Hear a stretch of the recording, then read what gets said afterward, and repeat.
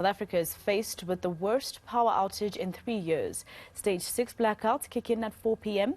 People will now be without electricity for at least 6 hours in a day.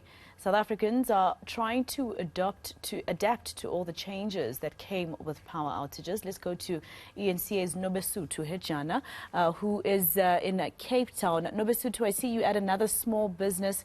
What are they saying, happens when they get affected by this in terms of customers possibly not even coming there?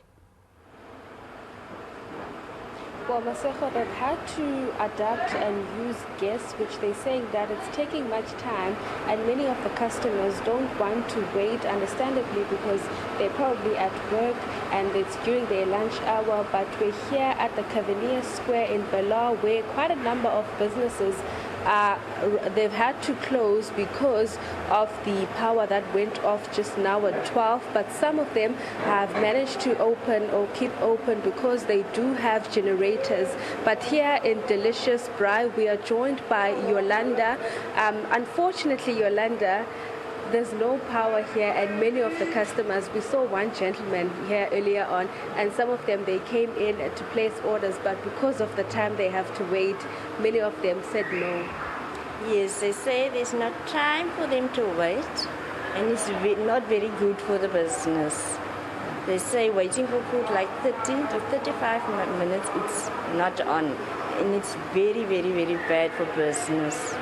And we know that stage 6 is kicking in at 4 o'clock this afternoon, and your operation hours are between 8 in the morning and 8 in the evening. So between that time, how often or how much do you work? Because we know that pretty much most of the time you're out of business due to the load shedding. We actually just working 4 hours a day now. Because of the load shedding, we have to sit down for like 4 hours. 6 hours, and the other hours we are just cruising through because people are turning around because of the long period of waiting. And obviously you did mention that at this stage the business can't afford to buy a generator like many others that are here that have managed to keep open. But tell us about some of the alternative ways that you've managed to keep the business open. At the moment we are doing most of the stuff on gas and on the fire. And because of no generator, we are struggling to get through that hours that we are working. And tell me about, obviously, the financial impact due to all of this and the type of food that you're selling, because obviously if it's refrigerated, it may, most of the time there's no power, so whatever is on ice, it melts. Yeah, it's like damage most of the chicken because of all the hours that the fridges have to go down. So yeah, we are losing a lot.